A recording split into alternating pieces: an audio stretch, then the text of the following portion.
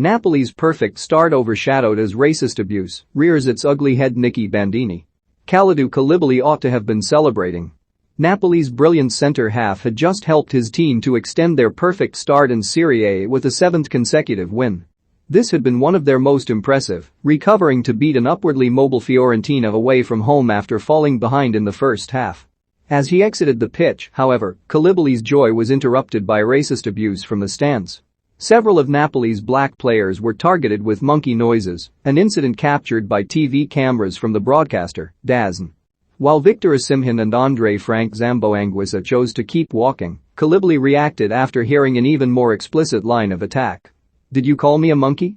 he is reported to have asked, pointing out his abuser. "Come down here and say it to me, if you're brave enough." It is not the first time Koulibaly has been targeted inside an Italian stadium.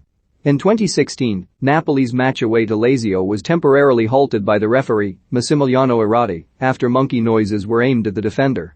He wrote about that experience in an article for the Players' Tribune, recalling his anger and still juxtaposing it with a better side of human nature found in a child mascot who had attempted to apologize on behalf of the adults. Inter would be forced to play behind closed doors after racist chanting toward Koulibaly in 2018. And his Neapolitan teammates have been targeted with forms of regional discrimination during matches as well. Udinese were fined €10,000 after such chants were heard during their match against Napoli last month. Nor are these stories unique to one team. Milan's goalkeeper, Mike Maignan, called for a cultural shift after he was racially abused while playing at Juventus in September. "What do we do to fight racism in the football stadium?" he asked. "Do we really believe it is effective?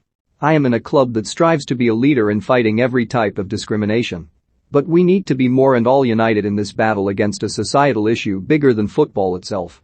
It has been dismal to see such incidents arise so quickly after the reopening of stadiums in Italy. At least, on these recent occasions, there has been no attempt to sweep events under the rug. Juventus identified Maignan's abuser and banned him from the stadium. Fiorentina's general manager, Joe Barone, went to Napoli's changing room on Sunday to apologize to Koulibaly, Osimhen and Anguissa in person. Those responses are not highlighted because they merit special praise, but simply as a contrast to what has gone before.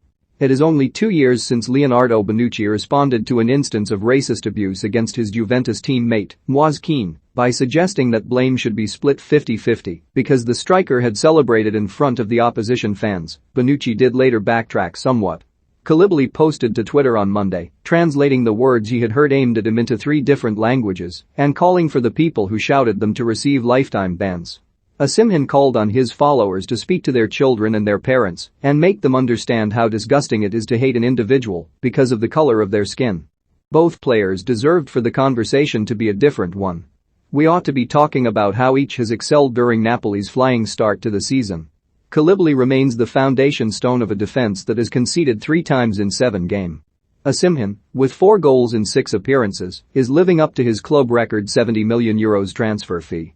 It was the Nigerian who brought Napoli back into Sunday's game after they fell behind to a goal from Lucas Martinez. Osimhen's pace was always going to test Fiorentina's high defensive line, but it is his spatial awareness that marks him apart, the way he deploys his gangly limbs as precision tools to shield the ball from opponents. Unable to take possession from him cleanly, Quarta simply ran through the attacker's hip as they raced into the Fiorentina box in the 40th minute. Bartłomiej Dragowski, in the Fiorentina goal, made a sensational double move to save Lorenzo Insigne's penalty and then pushed the rebound off the same attacker's head, but Herving Lozano forced the ball home at the 3rd attempt. Napoli's winning goal was something different, a rehearsed free kick which saw runners move early as Insigne stood over the ball, duping the defense into thinking he was about to serve a right-footed cross. Instead, the first wave of movement stopped abruptly and Piotr Zielinski attacked the ball from a different angle. His left-footed delivery swung toward the back post, where Amir Rahmani arrived unmarked to head home.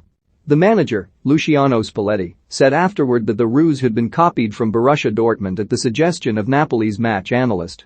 It was the 7th goal that the Partenopei have scored from a dead ball in this Serie A campaign. That number reflects the work being led by Spalletti since he took charge in the summer. Anguissa, signed on loan from relegated Fulham, was the club's biggest addition, and even the manager has confessed to not knowing who the player was before he arrived. The midfielder has made an impressive start, his ease in possession and willingness to carry the ball forward from deep positions allowing Napoli a greater range of possibilities in transition. Above all, Spalletti's greatest success so far lies in taking care of the details, finding areas like set pieces where his team were not making the most of opportunities. This team already boasted buckets of talent. Osimhen showed flashes of his genius during a first season interrupted by injuries and COVID. Koulibaly's form had dipped, but we knew what kind of player he can be. Midfielders Fabian Ruiz and Piotr Zielinski are exceptional passers while Insigne, Lozano, Matteo Politano and Dries Mertens, who made his first appearance of the season off the bench on Sunday, offer an abundance of options behind the attack.